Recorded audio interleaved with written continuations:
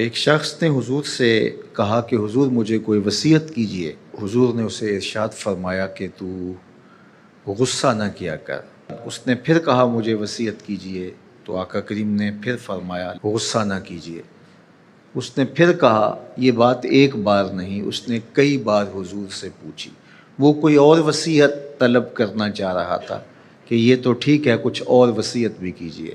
اس سے ایک تو اس شخص کی ذاتی صورتحال ایسی ہوگی، اور دوسری یہ ہے کہ اس نصیحت کی اہمیت کے پیش نظر کہ غصہ جب انسان کو آتا ہے تو وہ مغلوب ہو جاتا ہے اور بہت غلط فیصلے کر بیٹھتا ہے۔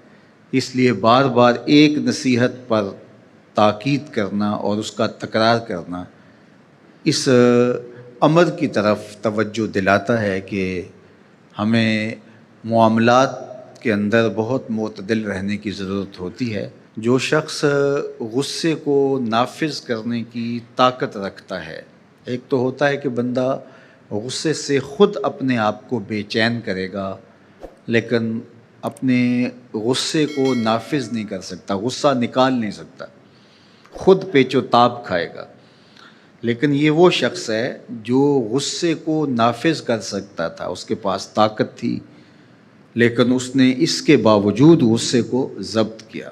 حضور علیہ السلام نے ارشاد فرمایا، قیامت کے دن اللہ تعالیٰ لوگوں کے سامنے اسے بلائے گا، تو اللہ تعالیٰ اسے اختیار دے گا کہ جنت کی حوروں میں سے جس کے ساتھ تم نکاح کرنا چاہتے ہو، جس کے ساتھ تم رہنا چاہتے ہو، تمہیں اس کا اختیار دیا گیا ہے، اس لیے کہ تم نے اپنے غصے کو ضبط کیا، اس کو نافذ کرنے کی طاقت کے باوجود۔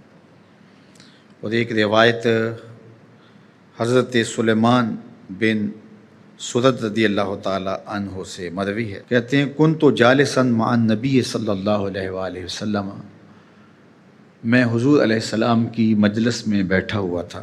دو لوگ تھے، وہ آپس میں الجھ رہے تھے۔ ان میں سے ایک شخص کا چہرہ غصے سے سرخ ہو گیا، رگیں پھولی ہوئی تھیں، اور ایک دوسرے کے لیے سب و شتم کا ماحول پیدا ہو گیا تھا۔ اللہ کے رسول صلی اللہ علیہ وآلہ وسلم نے ارشاد فرمایا، میں ایسا کلمہ جانتا ہوں کہ اگر یہ کلمہ پڑھ لیں تو ان کا یہ غصہ زائل ہو جائے گا، ان کی جو کیفیت ختم ہو جائے گی۔ اور وہ کیا ہے؟ اعوذ باللہ من الشیطان الرجیم۔ یہ پڑھ لیں تو جو ان کے اندر ہے وہ چلا جائے گا۔ تو لوگوں نے اس شخص کو کہا جس کی رگیں پھولی ہوئی تھی اور غصے سے اس کا چہرہ سرخ ہوا جا رہا تھا کہ تعوذ پڑھو، اعوذ باللہ من الشیطان الرجیم پڑھو۔